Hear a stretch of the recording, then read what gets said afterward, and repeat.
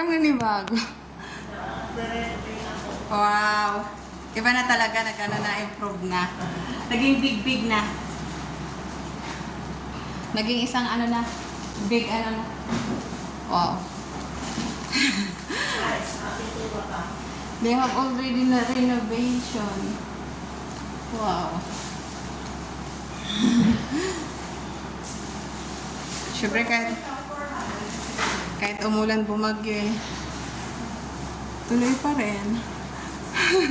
Nahinita na ako, naglakad lang ako. Oo, naglakad lang ako.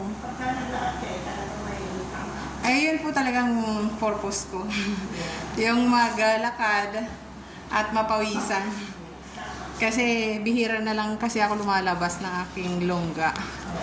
Parang prison na nga ako eh. Oo. Parang na nga ako, prison daw eh. Buti. Opo. Sige po. Susulat lang po ako. So I'm in the bank.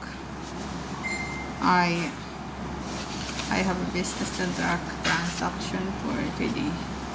And then I want to sign in my name.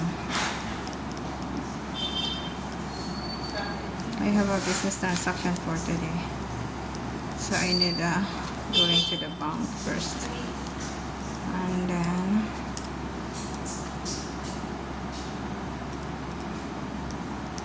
I need a closer for the sunglasses.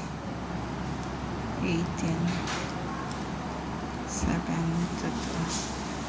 And now is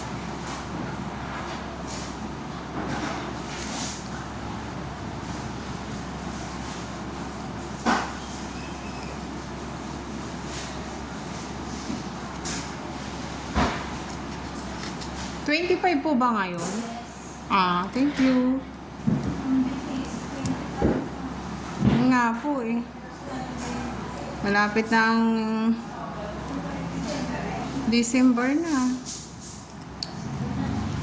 Pasko na naman.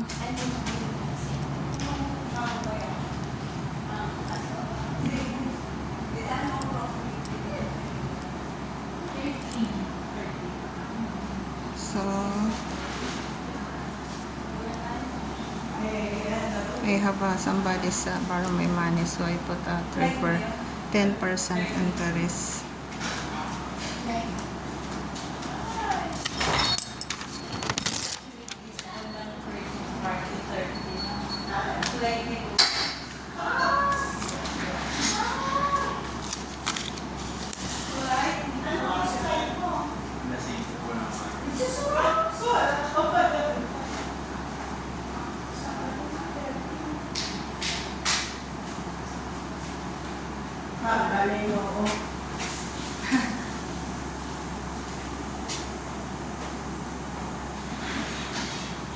May nangungutang kasi sa akin eh. Di sana ako pupunta, natatamad ako dahil umuulan. Sabi ko sige na nga. Balik daw next month.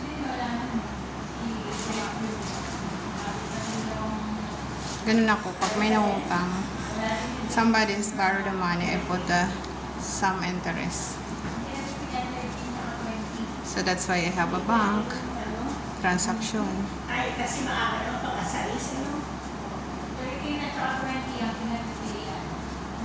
13 yung minimum po na Masalis na lang kaya. Parang na si Kuya.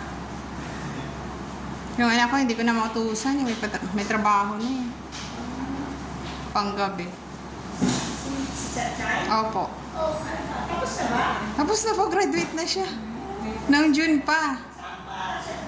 Yung pinag-UGT-an niya dati, kinuha siya, sabi niya, hindi daw niya muna ako maiwanan kasi nga, di ba, naoperahan ako. Bato sa abdoad sa fatty liver. Dalawa. Pero isa lang yung butas na ginawa sa akin ng doktor ko.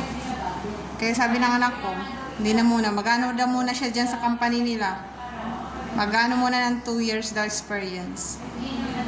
Bago siya magano. Kaya ngayon, tungtuhan na siya kasi siya nagbabayad ng mga payment ng bills like kuryente, tubig, saka internet, saka yung iba pa. Wow, sabi ko, Sabi ko, may pakinabang yung pinaghirapan. O di ba malapit na sumulit? Di ba? Oo, sabi ko nga, dito pa lang yun sa Pilipinas, sakop na niya lahat.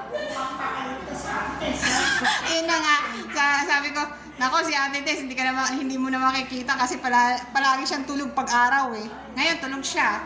Tapos ang pasok niya mamaya alas 10. Kasi US base. Tapos, ang labas niya alas 6. Yun na nga, bawat uwi niya may mga pagkain. Sabi ko, patatabain mo ba ako o ano? Hinahalik-halikan niya. Parang tuwang-tuwa siya sa akin. Sabi niya, dati kasi ginagawa mo sa akin yan. Ngayon ako naman. O di ba ginawa nga akong baby? Sabi ko, salbahin to ah. Parang binalik sa akin yung mga ginawa ko ah. Pero yun nga, sabi niya, proud ako. Saka proud din ako. Kasi